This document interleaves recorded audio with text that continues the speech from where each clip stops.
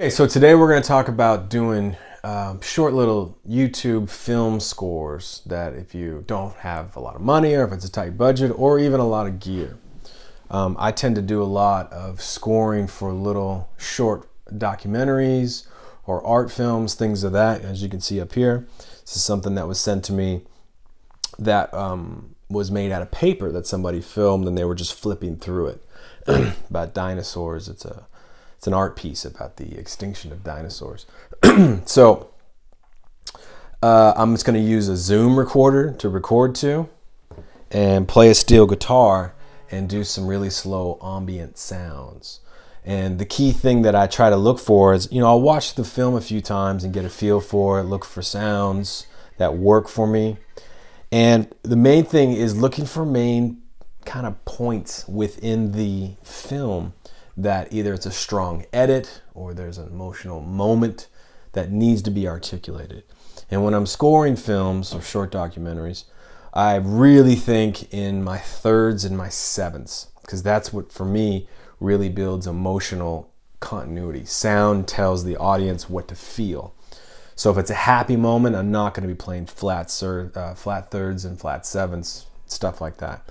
So for the most part, in between those emotional moments or those highlighted edits or those periods, if you want to call them, you just want to stay. I tend to stay on my ones, my fours, and my fives and have like big open sus chord and just hanging out, or octaves.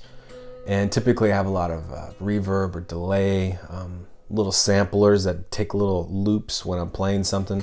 That way one note can drag on for a long period of time.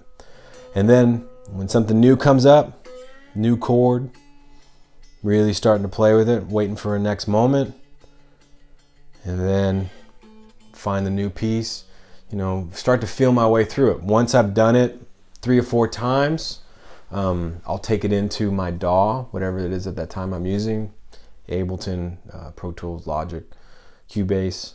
I work in many different things. And I bring in the video and then I start to lock up, and then I'll start to edit what I like and what I don't like in the audio feature.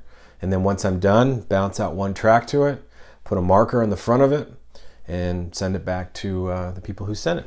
And that's basically it. It's a really cheap, easy way to score, and it's very organic.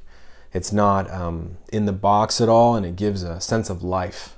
Right now I'm DI'd, but typically I would just take a Zoom or something and pop it in front of an amp and try to get a little bit more of a real organic thing going on. Okay, so a funny thing just happened because we were just doing the film scoring thing. Is right when we wrapped up, I got a text for a film scoring job. So I thought I'd just share with you what kind of a typical thing looks like when somebody in your cohort of community reaches out to you to do something. Typically they throw out money up front.